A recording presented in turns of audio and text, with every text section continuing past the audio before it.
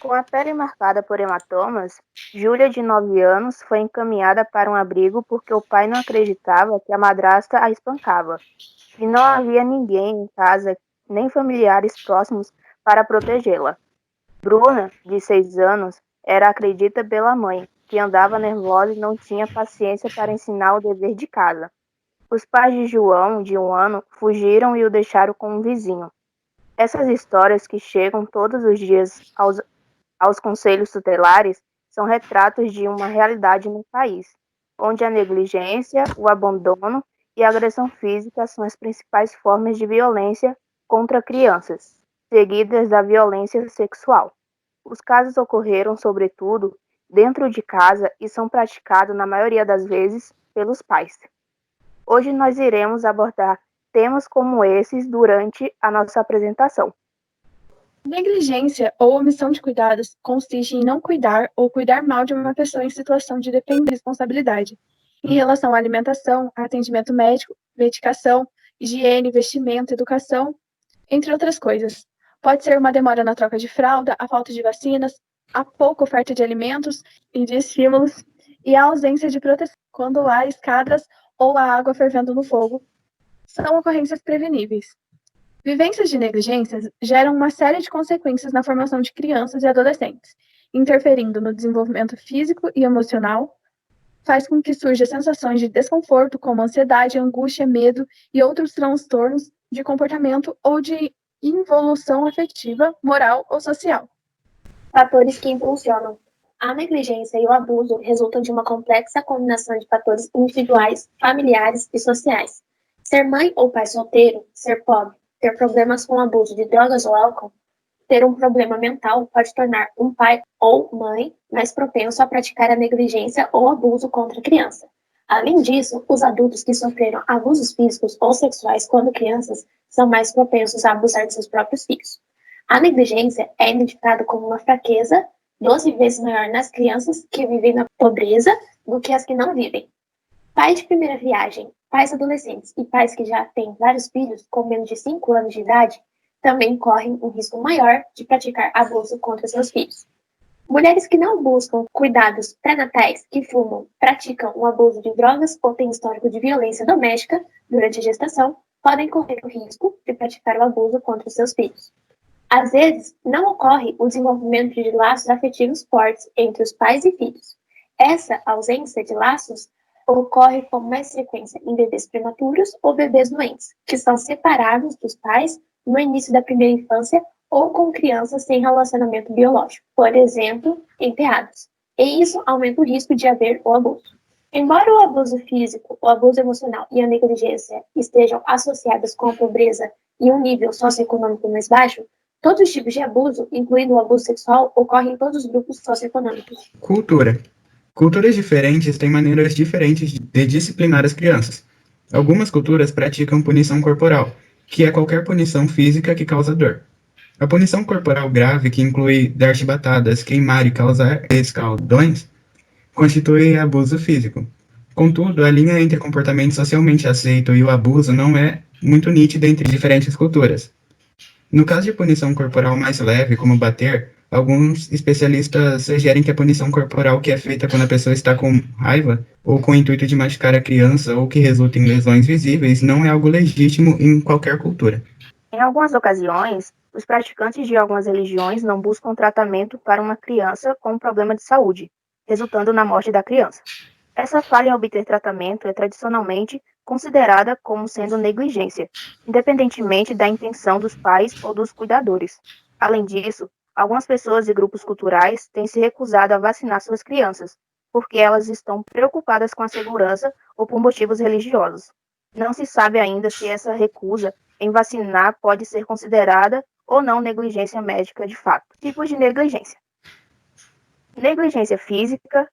Uma criança que é vítima de negligência física pode sofrer de má nutrição, atraso de crescimento, como quedas, queimaduras, envenenamento, afogamento, maus hábitos de higiene pessoal, cabelo sujo e despenteado, piolhos e picadas de pulga, falta de cuidados médicos básicos, por exemplo, vacinas não atualizadas, doenças parasitárias ou infecciosas frequentes, lesões de pele ou dermatite de fraldas de repetição, falta de proteção contra a violência praticada por outras. Negligência emocional.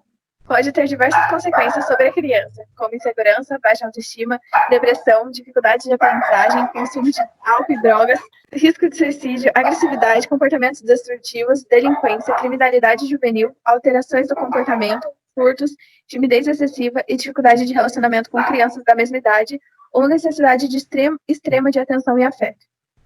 Negligência educacional. A negligência educacional interfere na aquisição de conhecimentos básicos, pode levar ao abandono escolar e à marginalidade, e diminui hipóteses de sucesso educativo, profissional e integração social, descumprimento dos horários e tarefas escolares, não matrícula da criança na escola na idade oportuna. Abandono de filhos. Abandono não é somente a prática de deixar uma criança sem qualquer tipo de assistência material, mas sim um desprezo proposital por parte da sua criação, educação e moralidade, ou seja, um conjunto de necessidades básicas, físicas, médicas, educacionais e emocionais que não são atendidas. Negligência familiar lidera ranking de violações nos conselhos tutelares. Segundo dados do CIPIA, que é o Sistema de Informações para Infância e Adolescente, de pelo menos 28.465 casos relatados nos conselhos tutelares, aproximadamente metade dos casos, 13.218, relatavam negligência dos pais. Lembrando que o ECA, o Estatuto da Criança e do Adolescente, e o Código Penal não tratam a negligência como crime, somente quando o caso se enquadrar como maus tratos ou abandono de incapaz, onde os mesmos são previstos no Código Penal.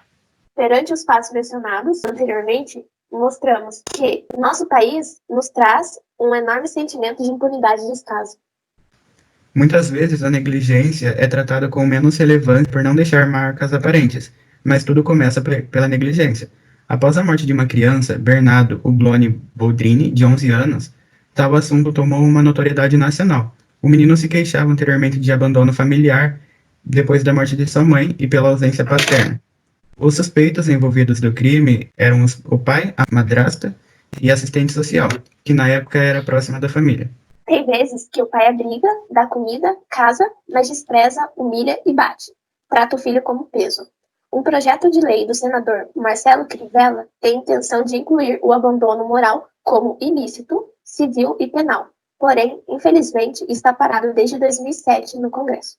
Como previsto em lei, o autor de tal negligência passa a estar sujeito à detenção de 1 a 6 meses. Abandono e violência contra idosos.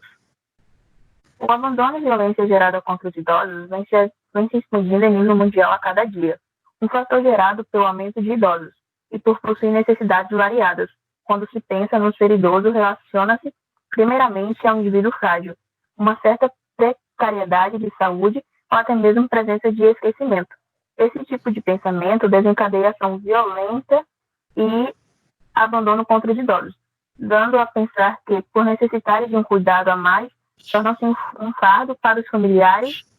Um fator que facilita a violência é o isolamento de idosos, de familiares e amigos, evitando que recebam ajuda contra a agressão.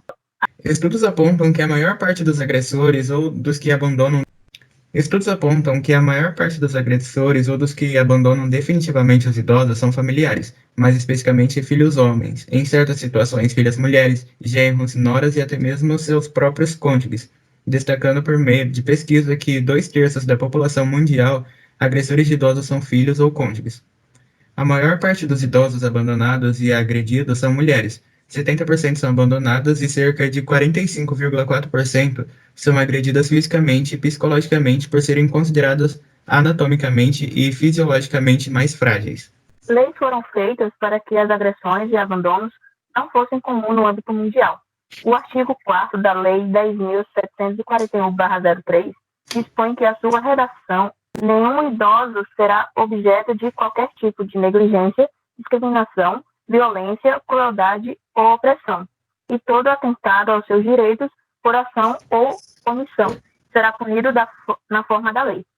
Esse tipo de crime leva em torno de 12 anos de prisão com relação aos agressores, mas percebemos que muitos deles têm se safado de condenação como essa. Leis também que fazem o Estado ter um certo comprometimento com idosos ajudam bastante como o artigo 9º da Lei 10.741/2003. É obrigação do Estado garantir à pessoa idosa a proteção à vida e à saúde, mediante efetivação de políticas sociais públicas que permitam um envelhecimento saudável e em condições de dignidade.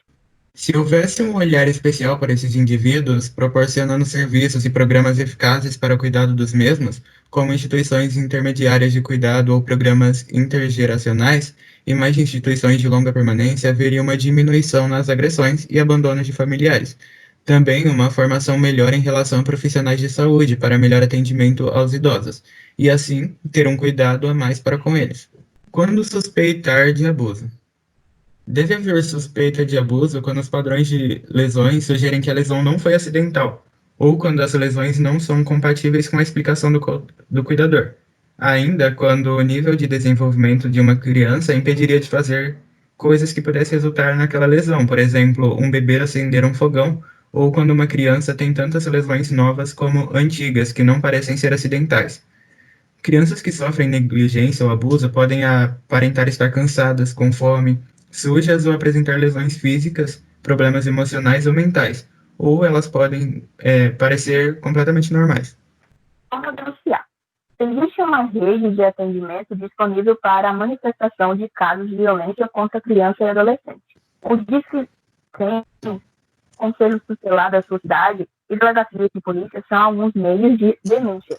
É importante lembrar que as promotorias de justiça são também um canal entre o poder público e a sociedade. Em escolas, com os professores, orientadores ou diretores, por meio de eletrônico, disquedenúncia@sede.gov.br, no Conselho Tutelar da sua cidade, na Polícia Militar, Polícia Federal ou delegacias de Polícia Civil. O diagnóstico é feito por meio de exames, fotografias de lesões, no caso de abuso físico. Às vezes, exames de laboratório ou de imagens, como radiografias e exames de tomografia computadorizada. No caso de abuso sexual, a realização de exames quanto à presença de infecção e, às vezes, coleta de amostras de líquidos corporais, cabelo e pelo e outros materiais de prova. A negligência e o abuso são frequentemente difíceis de reconhecer, a menos que as crianças aparentem desnutrição graves ou lesões óbvias, ou que outras pessoas testemunhem a negligência e o abuso. Podem não ser reconhecidas durante anos, e existem vários motivos que evitam o reconhecimento da negligência e do abuso. Crianças abusadas podem pensar que o abuso é parte normal da vida e não o mencionar, ou por vergonha, ameaças de retaliação, ou até por acharem que merecem um abuso. O perfil. Enquanto a violência física atinge mais ou menos de 6 a 9 anos, a sexual faz mais vítimas do sexo feminino. De acordo com o estudo, 90% das ocorrências são de leve ou média gravidade e 10% resultam em internação. No entanto, a maioria das vítimas pode ter traumas psicológicos e o desenvolvimento prejudicado. Bom, nós esperamos ter explicado um pouquinho sobre o que é a negligência e o abandono e sobre todos os maus que isso causa para a nossa sociedade.